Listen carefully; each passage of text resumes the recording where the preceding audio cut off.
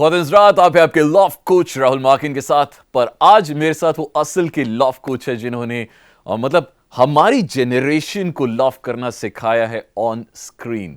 Ladies and man, आज मेरे साथ वो शख्स है जो आए तो प्लेटफॉर्म से थे, बट भाई साहब उन्होंने क्या जन्नत आपको दिखाई है। उन्होंने मर्डर भी किए हैं बट ऑन स्क्रीन किए हैं। उन्होंने आपकी बड़े सारे लोगों की कहानियां अधूरी भी छोड़ी हैं, बट एट द एंड उन्होंने आपको आशिक बनाया है। We have with us one and only Imran Hashmi.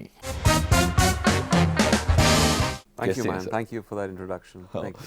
आपके जब ट्रेलर का एंड होता है तो वहाँ पे एक कोट आता है बहुत अच्छा कि शोबिज़ की ऐसी रियलिटी जो डेफिनेटली हमें नहीं दिखती है। So one thing which you actually hate about the showbiz और you don't like about the show. बहुत सारी चीज़ें हैं। आई थिंक जैसे एक टाइम मैनेजमेंट का इशू है। कुछ लोगों का एक बहुत ही वॉप्ड ये थॉट प्रोसेस है टाइम को लेकर। वो दूसरे के टाइम को वैल्यू नहीं करते हैं। मैं अपने शुरुआत से मैं बहुत पंक्चुअल रहा हूँ, बहुत डिसिप्लिन रहा हूँ एज एन एक्टर। बट यहाँ पे इनडिसिप्लिन कुछ लोग हैं। मैं नहीं कहूँगा कि पूरी इंडस्ट्री इस तरह है। जिस तरह इंडस्ट्रीज में कुछ होते हैं बैड एपल्स, वैसे हमारी इंडस्ट्री में भी है। एंड कुछ लोगों का सोल फोकस सिर्फ पैसों पर होता है। अल्टीमेटली फिल्में एक क्रिएटिव आर्ट्स का प्रोफेशन है। अगर आप थोड़ा सा वो एम्पैथी नहीं रखेंगे, वो क्रिएटिविटी नहीं रखेंगे, हर चीज़ पैसा नहीं होता है। तो वो भी कुछ लोग समझते नहीं हैं। The last time I interviewed you, that was during the promotions of एक थी डायन। तब आप दिल्ली में आए थे एंड तब आपने एक नीलम पहना हुआ था। आप आपने कुछ यू वेयरिंग अ स्टोन। वो शायद पुखराज था। अच्छा या see this is 2013 ना? yes so are you like superstitious? I would say yes and no. Not मैं ऐसा die hard हर चीज़ को लेकर सुपरस्टिशियस नहीं हूँ, लेकिन कुछ सुपरस्टिशंस रही हैं मेरी लाइफ में। पता नहीं ये फियर्स की वजह से, इनसिक्योरिटीज़ की वजह से कहाँ से आई। किसी ने मुझ पे ये शायद कुछ थॉट डाल दिया मेरे दिमाग में। बट न्यूमरोलॉजी को लेकर था एक बार कुछ नंबर्स के साथ। मुझे लगता था कि एक जो नंबर है मेरा बर्थ नंबर बहुत लकी है और कुछ दूसरे नंबर्स जो हैं इतने नहीं हैं। और मैंने अपने ट्रैक भी किया था लाइफ में। अच्छा। कि इन नंबर्स पे अच्छा ये सही नहीं हो रहा है तो ये शायद नंबर का खेल है।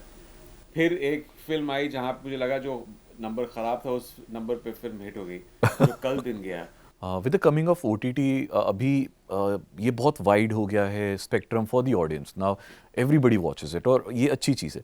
बट कभी कभार ऐसा होता है कि when you actually do a lot और नॉर्मली आपकी मैक्सिमम जितनी भी फिल्में हैं बहुत अच्छी गई हैं।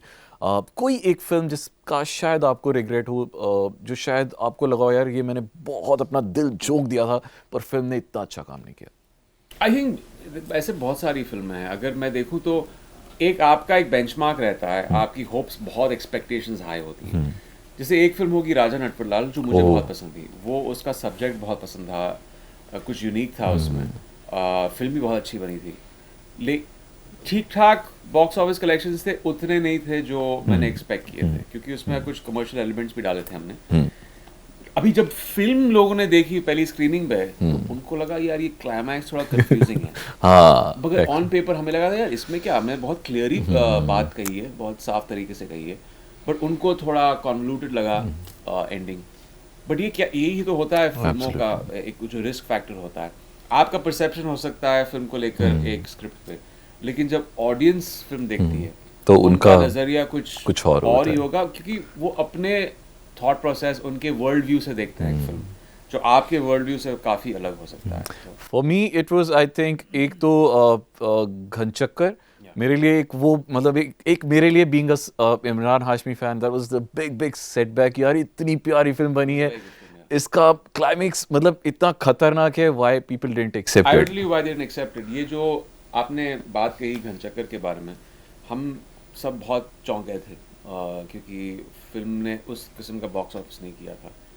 एंड में पता चला कि वो हीरो विलेन को मार नहीं रहा है।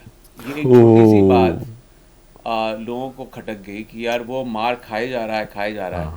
ये चीज़ें होती हैं हमारे ऑडियंस में जो बाद में समझ में आती है, आप फिल्म बना के उनके सामने पेश करते हैं। और वो बोल रहे थे कि मेरे फैंस आ रहे थे गेटी से बाहर। हमारे जो असिस्टेंट्स रहते हैं कभी कभार वहाँ जाके अच्छा। देते हैं हमको फीडबैक। तो वो बोल रहे थे कि इमरान भाई को इतना मारा फिल्म में, फिर एंड में कुछ तो करना चाहिए था, पे बैक चाहिए था फिल्म के एंड में। ओह। लेकिन वो कॉमेडी का वो एक था एंड में, तो एक्चुअली बट ये एक्चुअली आप क्या कर सकते हैं, and something you learn later on. On camera मैं बता रहा हूँ, we have small Emraan Hashmi fan club, और हम बहुत सारा डिस्कशन करते हैं। इनफैक्ट हमारा व्हाट्सएप ग्रुप भी है। और टू टेल यू अबाउट हमारी अधूरी कहानी, इस फिल्म का मतलब व्हेन वी वर डिस्कसिंग कि यार ये फिल्म तो बहुत ज़बरदस्त थी, मतलब गाने इतने अमेजिंग थे, एक एक गाना, it was a complete album, और स्टोरी इतनी, मतलब मुझे लगता है कि सबसे one of the best films that you have done. तो वो फिल्म इतनी सक्सेसफुल क्यों नहीं हुई, और एंड में जो हमारा नतीजा निकला वो ये था क्योंकि इमरान हाशमी उसमें एंड में मर गया था। मरना नहीं चाहिए था। एक्चुअली मेरी सबसे ज़्यादा सक्सेसफुल फिल्म्स वही हुई हैं जहाँ जिसमें मैं मरा हूँ। आई थिंक वो फिल्म कुछ लोगों ने कहा था कि एक मैच्योर लव स्टोरी थी, बहुत ज़्यादा, हाँ। यूथ के साथ शायद उस किस्म का कनेक्ट नहीं था, बिकॉज एक मिडिल एज लव स्टोरी थी। तो आप एक्सपेक्ट कर रहे हैं कि लव स्टोरी और वो एक यूथ आएगी देखने के लिए, लेकिन यूथ कनेक्ट नहीं करेगी कहानी के साथ, तो शायद वो it doesn't hit the mark. And या बट देन जब फिल्म रिलीज होती है तब उसके बाद रेट्रोस्पेक्ट में आपको पता चलता है। So this was Imran Hashmi, and you have to definitely go and watch all the episodes which are streaming on Hotstar. Show का नाम आपको पता है क्योंकि शो मैंने ऑलरेडी बोल दिया है, show time. That's it. Thank you very much, Imran. It was lovely, lovely having you here.